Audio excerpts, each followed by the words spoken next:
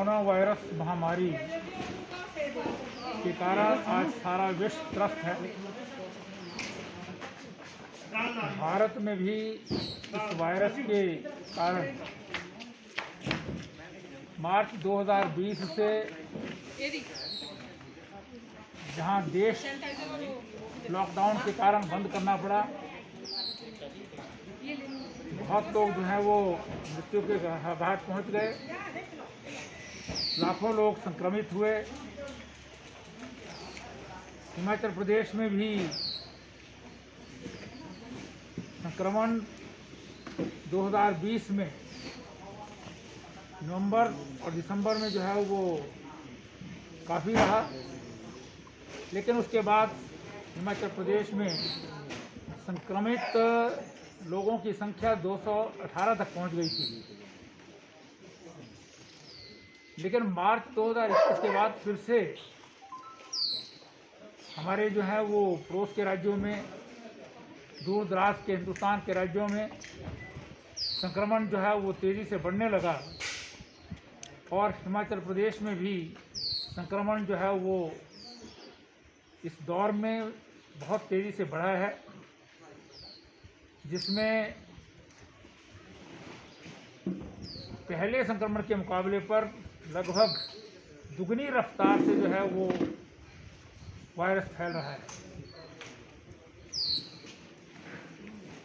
हिमाचल प्रदेश सरकार ने इसके लिए जहां इलाज के लिए जो है वो प्रबंध किए हैं, पहले यहां पर केवल 1100 लोगों के लिए जो है वो कोविड मरीजों के लिए व्यवस्था की गई थी। अब जो है वो बेड कैपेसिटी बढ़ करके जो है 5000 से ऊपर हो गई है। हमारे जितने भी मेडिकल कॉलेजेस हैं,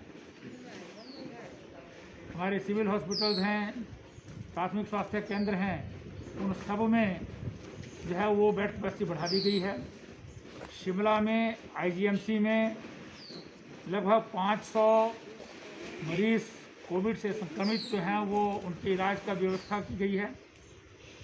दीनदयाल उपाध्याय हॉस्पिटल में भी अपनी कैपेसिटी से बढ़कर के जो है वो आज लोगों को वहाँ पर इलाज मुहैया किया जा रहा है।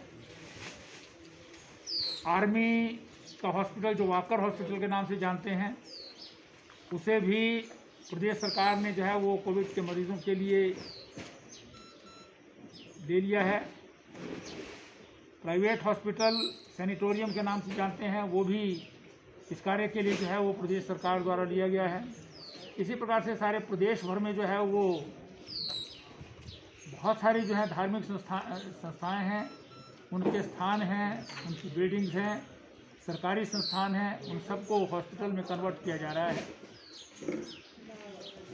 बहुत सारे लोग जो हैं वो होम आइसोलेशन में हैं, क्योंकि जितनी तेज़ी से संक्रमण बढ़ रहा है उसमें सबका हॉस्पिटल जाना आवश्यक भी नहीं है और उतनी कैपेसिटी भी नहीं होगी। और इसके लिए सबसे ज़्यादा उपयुक्त स्थान भी घर ही है। अगर आप वहाँ पर जो है वो सावधानी से रहें, डॉक्टर की सलाह से जो है वो आप जो दवाइयाँ हैं इसके लिए, क्योंकि इसकी कोई दवाई नहीं है अभी तक, लेकिन जो दवाई इसके लक्षणों से बचने के लिए दी जाती है उनका प्रयोग करें। आप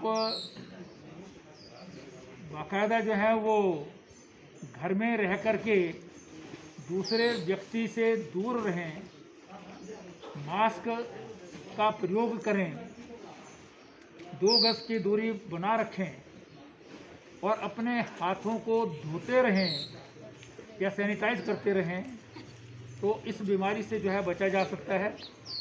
हिमाचल प्रदेश में ऑक्सीजन की भी कोई कमी नहीं है। अभी तक जो है वो व्यवस्था सबके लिए है और ऐसा भी आज तक नहीं हुआ कि हॉस्पिटल में कोई व्यक्ति गया हो, उसको वहाँ बेड के लिए मना किया गया हो।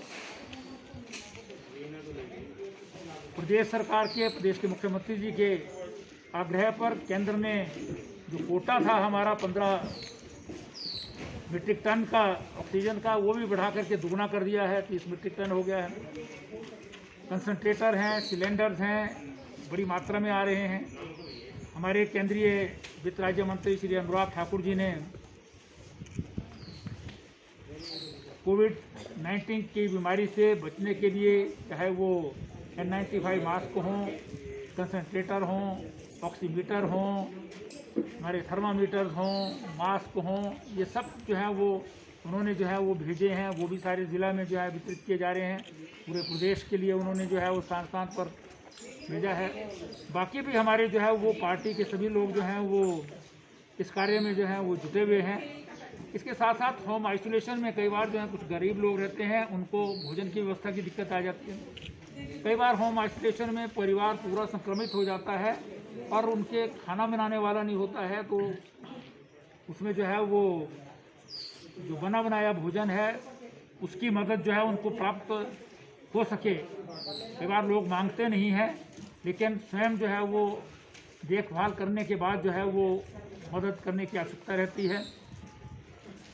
ऐसे ही यहाँ पर जो है वो टुट्टीकंडी क्षेत्र में जो रिड़का नामक स्थान है, ये गांव ही है, लेकिन अब नगर निगम का हिस्सा है ये, इसलिए ये अब शहर है। तो यहाँ पर जो है वो मजदूर रहते थे, संक्रमित हो गए। लगभग 40 से अधिक जो है वो लोग संक्रमित हो गए थे इकट्ठे।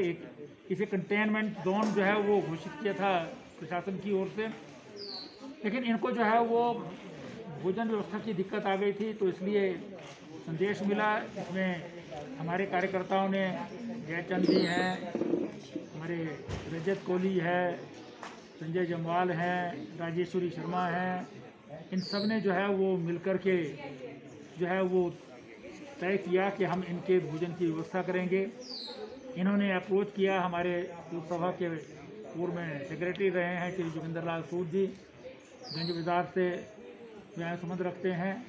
इन्होंने जो है वो राशन की व्यवस्था करके दी है और आज इन लगभग 40 परिवारों को, जिनके लगभग 100 से अधिक जो है वो परिवार के सदस्य हैं, उनको जो भी संभव हुआ वो राशन जो है वो मुहैया कराई है।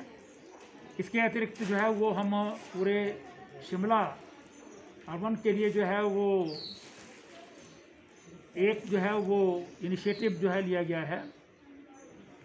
यहाँ पर अधिक लोगों को जो होम आइसोलेशन में हैं उनको कई बार भोजन बनाने वाला नहीं होता है, इसलिए भोजन की आवश्यकता है, या उनके घर पर जो है वो कोई आदमी नहीं है जो बाहर जा सके, क्योंकि सबके सब पॉजिटिव होते हैं, तो दवाइयाँ इत्यादि जो है वो लाना होती है या कोई और काम होता है।